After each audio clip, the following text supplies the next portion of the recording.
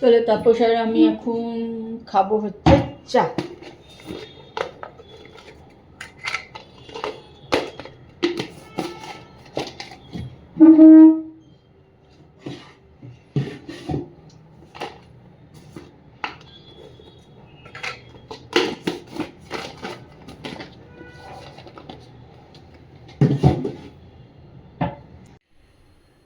সবাই কেমন আছো? আশা করি সবাই ভালোই আছো। আমিও কিন্তু ভালো আছি। তা আমি দেখো এখন চলে এসেছি রান্নাঘরে। এখানে বসিয়ে দিয়েছি চা। চা খাবো আমি। আর এখন কিন্তু বাজে 10:30। আমি কালকে শুয়েছি রাত 3টের সময়, ওই জন্যে এত দেরি করে ঘুম থেকে উঠলাম। তো যাই হোক, চলো এখন একটুখানি চাটা খেয়ে নিই। আর আমার ব্লগটাও কিন্তু আজকে আমি এখান থেকেই শুরু করলাম। তো তোমরা আমার সঙ্গে থাকো আর ব্লগটা দেখতে থাকো।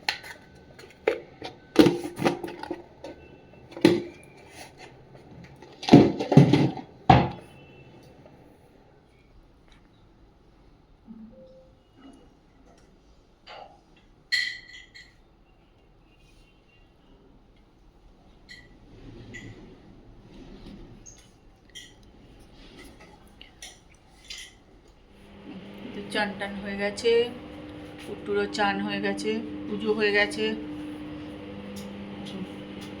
হচ্ছে বুটার খাবার, আর ওদিকে ও ভাতের ফ্যান গালছে, ভাতও হয়ে গেছে।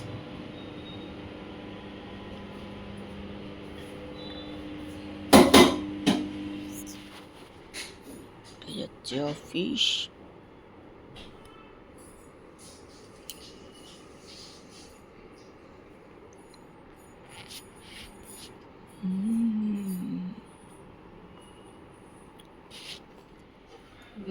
কুট্টু আমার খাবার গরম করছে। টেবিলে রেখে দাও, খেয়ে নাও।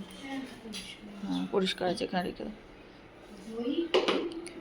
আমি এত আলু কপি ভাজা তো খাবো না, আমি ঢেলে নিয়ে নেবো। আমি যা খাবো নিয়ে নেবো, হ্যাঁ দিয়ে রেখে দেবো।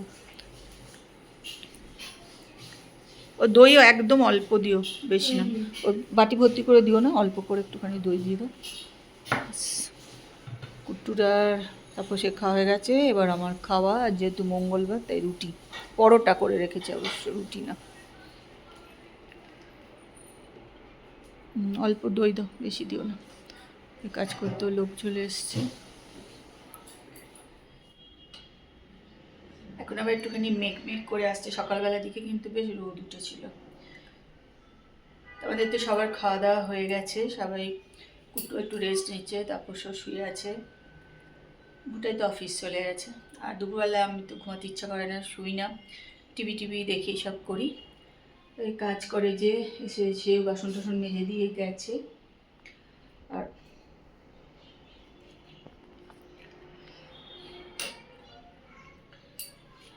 এখানে তাপস নিয়ে এসেছিলো কালকে কলমি শাক, কিন্তু যে মেয়েটা রান্না করে ওর খুব শরীর খারাপ। ও একদিন আসছে তো দুদিন আসছে না, এরম করছে আর কি। হাসপাতালে ভর্তি হচ্ছে, স্যালাইন নিচ্ছে, এইসবের জন্য ও মাঝে মধ্যেই কামাই করে দিচ্ছে। তাই ভাবছি শাকটা একটুখানি বেছে রেখে দেবো।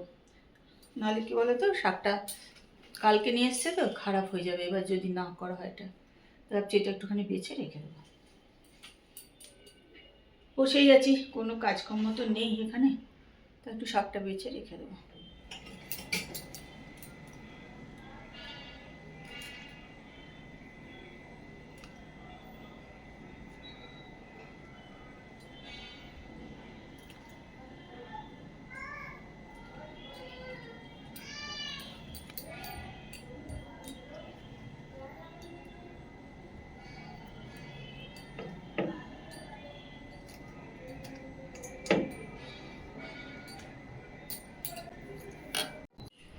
কুট্টু সব কাটাকাটি করছে, মানে কলমি শাক কেটে দিয়েছে।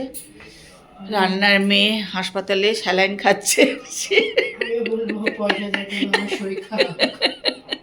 আশা থেকেই শুনছি যে স্যালাইন নিচ্ছে, তার শাশুড়িও স্যালাইন নিচ্ছে, সেও স্যালাইন নিচ্ছে।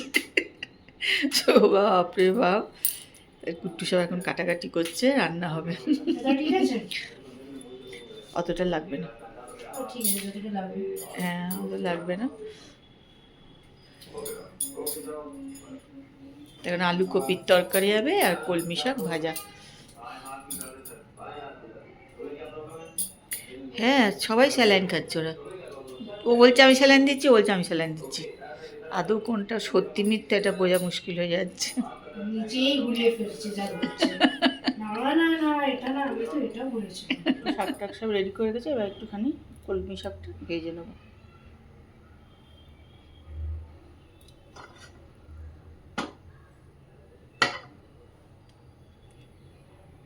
এখানে আনা হয়েছে মৌরি পাতা আর এখানে পুদিনা পাতা, এগুলো দিয়ে তৈরি হবে। এই যেখানে বার করা হয়েছে চিকেন, এই চিকেন তৈরি হবে রান্না।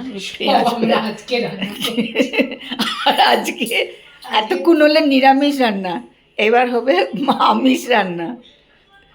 আমরা একটা একটা করে রান্নাঘরে ঢুকছি আর একটা একটা করে রান্না। বাপরে সত্যি, মাংস ওখানে জল ঝরতে দিয়ে দিয়েছে। ভাবছি এরা কত রান্না করছে আর কত খাচ্ছে। তনুশ্রী বলছে বেশ ভালো ভালো রান্না হচ্ছে তো দেখছি খুব।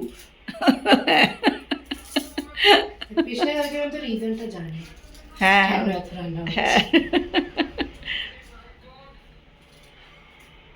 এখানে ভাজতে দিয়ে দিয়েছে।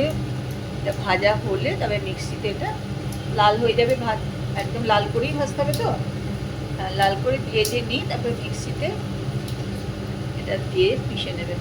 তার সঙ্গে ওখানে আছে কাজু বাদাম, তাই তো? ওখানে কাজু বাদাম, এখানে আছে পুদিনা পাতা, আর কি দেবে কুটু? ধনে পাতা, একটু লঙ্কা, আদা রসুন। আচ্ছা সব দিয়ে তারপরে ওটাকে পিষে নেবে, দিয়ে এখানে মাংস আছে, মাংসটাকে মাখিয়ে রেখে দেবে।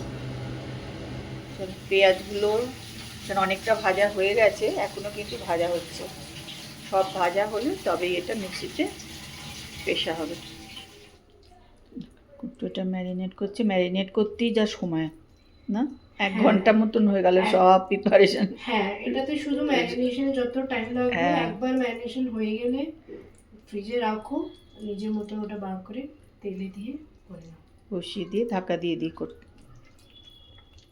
তার আগে ম্যারিনেশন করতে অনেক সময় লেগে যাচ্ছে।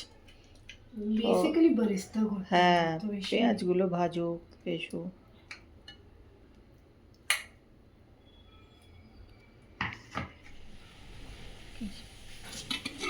আমরা এখন রাত্রিবেলায় খাওয়া দাওয়া করবো, বাজে 11টা। কুট্টু আর বাবা খাবে ভাত, কুট্টুর বাবা আর কি দুজনে মিলে খাবে ভাত, আর আমি খাবো পরোটা। ঠিক আছে, গরম গরম ভাত।